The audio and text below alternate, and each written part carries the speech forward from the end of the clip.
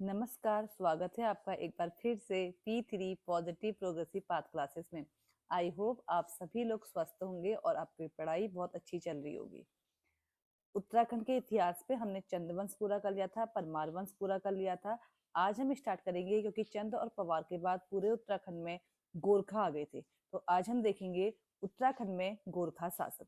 तो थोड़ा सा पहले कहानी देख लेते हैं गोरखा शासन से पहले की कहानी क्या है।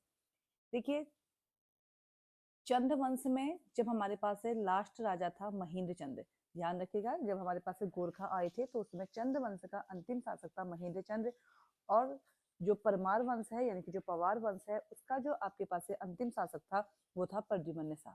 अब जब महेंद्र चंद्र के समय होता क्या है, महेंद्र चंद्र के समय महेंद्र चंद्र महेंद्र चंद्र के समय हमारे पास से जो महेंद्र चंद्र है वो और हर्षदेव जोशी मिलकर के, हर्षदेव जोशी, पहले थोड़ा सा कहानी समझिएगा फिर आपको नोट्स भी प्रॉपर दिखाऊंगी, ध्यान रखिएगा। महेंद्र चंद्र और जो हर्षदेव जोशी हैं ये मिलकर के मोहन चंद्र की हत्या करवा देते हैं, क्योंकि महेंद्र चंद्र से जो पहले राजा है वो कौन था, मोहन चंद्र। ये इसकी हत्या करा देते हैं। इसमें इसकी हत्या कराने में हमारे पास एक जो ये है महेंद्र चंद्र का जो चाचा था लाल सिंह, उसका भी बहुत बड़ा हाथ था। बाद में हमारे पास से जो ये होता है महेंद्र चंद्र हर्षदेव जोशी को मजबूर कर देता है और ये चले जाता है पवार राज्य में। पवार राज्य में भी हर्षदेव जोशी को कुछ ऐसी इम्पोर्टेंट योगदान नहीं देते हैं, इम्पोर्टेंस नहीं देते हैं। तो हर्षदेव जोशी क्या करता है, ये भाग करके बरेली चला जाता है। बरेली में सूबेदार मिर्जा मेहंदी अली बेग के पास, कहा आश्रय लेता है, इसे लिख लेना। मिर्जा, बरेली के सूबेदार है मिर्जा मेहंदी बली अली बेग।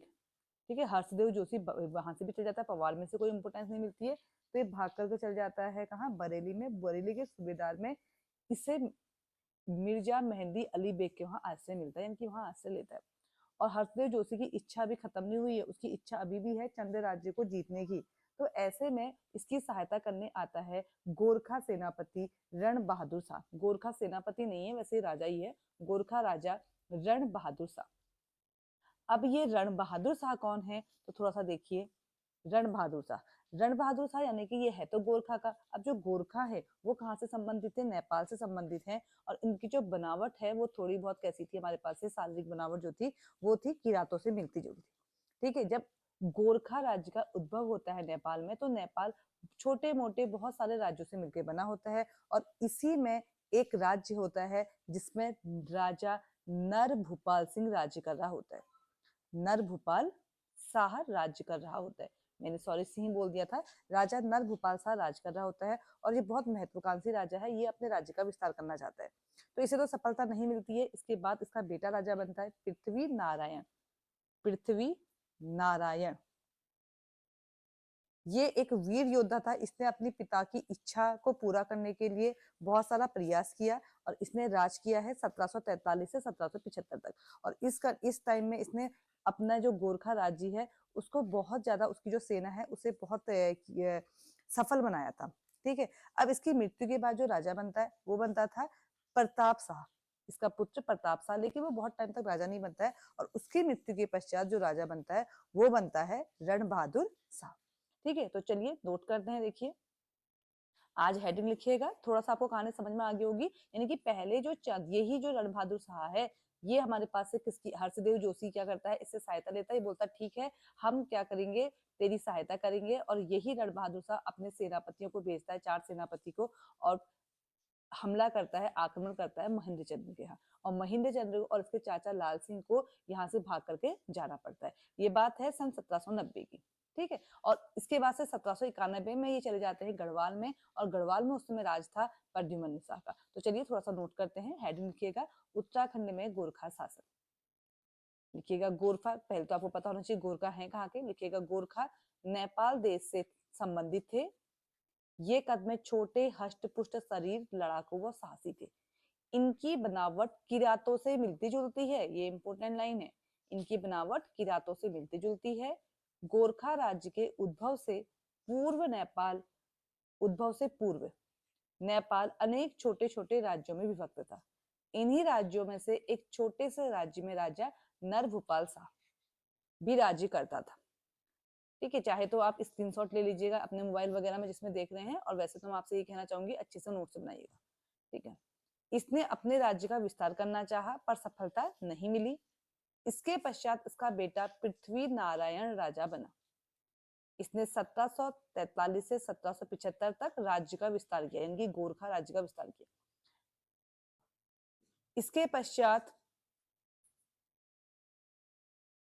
इसका पुत्र सिंह प्रताप शाह, इसका पुत्र का नाम लिखिएगा सिंह प्रताप शाह, ये नरभूपाल शाह का बेटा है, राजा बना। वो अधिक समय तक राजकाज न देख सका।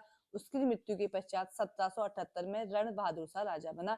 इंपोर्टेंट है रण बहादुर शाह का टाइम पीरियड, नोट कर लीजिएगा। रण बहादुर शाह राजा बना है 1778 में। ठीक है, चंद राज्य पर आक्रमण के समय गोरखों का राजा रण बहादुर शाह था, ये ध्यान रखिएगा। चंद राज्य पर आक्रमण के समय गोरखा का राजा था रण बहादुर शाह। इसने एक शक्तिशाली गोरखा सेना का संगठन किया तथा 1790 तक गोरखा राजा ने चंद राजा द्वारा पदच्युत हर्षदेव जोशी से भी समझौता कर इसे अपनी सहायता हेतु मना लिया। ठीक है, यानी कि जो हर्षदेव जोशी है वो सहायता किससे लेता है हमारे पास से, राजा रण बहादुर शाह से। अब देखिएगा, सन 1790 में गोरखा सेना ने चंद राज्य पर आक्रमण किया। इस सेना का नेतृत्व, ये बहुत इंपॉर्टेंट है, देखिए नेतृत्व राजा रण बहादुर शाह ने नहीं किया है। राजा रण बहादुर शाह उसमें गोरखाओं का राजा था। इसका जो नेतृत्व किया है वो किया है चौतरिया बहादुर शाह, जगजीत पांडे, अमर सिंह थापा, इंपोर्टेंट नेम है, नोट कर लीजिएगा, तथा सूरवीर थापा। अमर सिंह थापा तथा सूरवीर थापा कर रहे थे। चंद राजा, उस समय था महेंद्र चंद्र, गोरखा सेना का सामना नहीं कर पाई तथा पराजित हुए। महेंद्र चंद्र तथा उनके चाचा लाल सिंह ने तराई में शरण ली। अब नेक्स्ट पॉइंट नोट कीजिएगा, चंद राज्य पर विजय प्राप्त करने के पश्चात 1791 ईस्वी में गोरखा सेना ने पवार राज्य पर आक्रमण किया। गोरखा ऐसे रुकने वाले नहीं थे, ये चले जाते हैं पवार राज्य पर। ठीक है, गोरखा सेना को पवार सेना ने लंगूरगढ़ से आगे नहीं बढ़ने दिया, इंपोर्टेंट है। अब लंगूरगढ़ से आगे इसलिए नहीं बढ़ने देते क्योंकि जब तक पवार सेना थोड़ा सा क्या हो गई थी, उन्हें पता चल गया था कि गोरखा यहाँ आक्रमण करने आने वाले हैं, क्योंकि उन्होंने हमारे पड़ोस में चंद राज्य में आक्रमण किया है, तो ये थोड़ा पहले से ही सतर्क थे। तो लंगूरगढ़ से आगे ये इन्हें नहीं बढ़ने देते हैं। और इसी समय हमारे पास से चीन क्या करता है, नेपाल पर आक्रमण कर देता है। अब चीन नेपाल पर आक्रमण करता है और ये नेपाल से यहाँ आक्रमण करने आए हैं, तो क्या करेंगे, ये चारों के चार अपने राज्य में जाएंगे क्योंकि उन्हें अपना राज्य भी बचाना है। तो इसलिए भी ये आगे नहीं बढ़ पाए। दो रीजन थे, एक तो पवार सेना ने लंगूरगढ़ से आगे नहीं बढ़ने दिया, और दूसरा हमारे पास से चीन ने नेपाल पर आक्रमण कर दिया था। ठीक है, तो इसी यानी कि अब लंगूरगढ़ से आगे नहीं बढ़ने दिया, तो पवार और गोरखाओं के बीच संधि होती है जिसे बोला जाता है लंगूरगढ़ की संधि। इंपोर्टेंट डेट नोट कर लीजिएगा, 1791 में। और ये हुई किसके बीच है, गोरखा सेनापति वर्सेस प्रद्युम्न शाह, यानी कि गोरखा सेनापतियों के बीच और प्रद्युम्न शाह के बीच। अब जो इस संधि की शर्तें थी वो ध्यान रखिए। इस संधि की शर्त अनुसार, इस संधि यानी कि जो लंगूरगढ़ की संधि है, ठीक है, यहाँ पर आपने दो संधि पढ़नी है, एक आज आप पढ़ रहे हो, एक कल को मैं आपको बताऊंगी संगौली की संधि। तो ध्यान रखिएगा इस संधि के अनुसार, यानी कि ये हम बात कर रहे हैं लंगूरगढ़ की संधि। पवार क्या थी इसकी शर्त है, पवार राजा को नेपाल की अधीनता स्वीकार कर उसे कर देना था। और दूसरी शर्त थी कि एक नेपाली प्रतिनिधि अपने व्यय पर अपने दरबार में रखना था। इनकी पवार राजा एक तो नेपाल वालों को टैक्स देंगे और दूसरा नेपाली प्रतिनिधि को अपने ही खर्चे पर अपने दरबार में रखेंगे। संधि के अनुसार पवार राजा को प्रारंभ में 3000 रुपए वार्षिक कर देना था, जो बाद में बढ़ के 9000 रुपए हो गया। लेकिन एटकिंसन के अनुसार यह कर 25,000 रुपए वार्षिक था। इंपोर्टेंट नोट कर लीजिएगा। ठीक है, अब होता क्या है, हमारे पास से गोरखा चले जाते हैं अपने वहां नेपाल चले जाते हैं अपने राज्य को बचाने के लिए। लेकिन इसी समय 1803 में जो पवार राज्य की स्थिति थी वो कमजोर हो गई थी। उसका एक मेन रीजन था क्योंकि 1803 में एक गढ़वाल में एक बहुत बड़ा भूकंप आया था। ठीक है, तो इससे हमारे पास से पवार राज्य को बहुत ज्यादा जान माल की हानि हुई। तो इसी का फायदा उठा करके गोरखा सेना ने फरवरी 1803 में संधि के विपरीत, यानी कि लंगूरगढ़ की संधि के विपरीत, अमर सिंह थापा और हस्तीदल चतुरिया के नेतृत्व में गोरखाओं ने गढ़वाल पर पुनः आक्रमण कर दिया। गोरखा सेना तथा पवार राजा प्रद्युम्न शाह के मध्य निर्णायक युद्ध 14 मई 1804 को देहरादून के खुरबुड़ा मैदान में हुआ। वैसे इससे पहले भी हमारे पास से गोरखा और प्रद्युम्न शाह के बीच छोटे मोटे युद्ध होते रहते हैं। और एक बार प्रद्युम्न शाह, मैंने आपको प्रद्युम्न शाह में पढ़ाया था, प्रद्युम्न शाह भाग करके सहारनपुर जाता है और वहां क्या करता है, अपना सिंहासन भी बेचना पड़ता है उसे। याद आ रहा है, वो सिंहासन किसने जीता था, कत्यूरों से अजयपाल ने जीता था। तो आप लोग पहले की क्लासेस भी देख लीजिएगा। अब वो चीज मैंने बार बार नहीं लिखाई है, लेकिन यहाँ पे बता दिया है।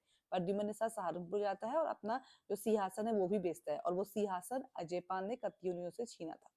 ठीक है, और जो उनके पास निर्णायक युद्ध यानी कि जो फाइनल युद्ध हुआ था गोरखा और पवार के मध्य, वो हुआ था 14 मई 1804 को देहरादून के खुरबुड़ा मैदान में।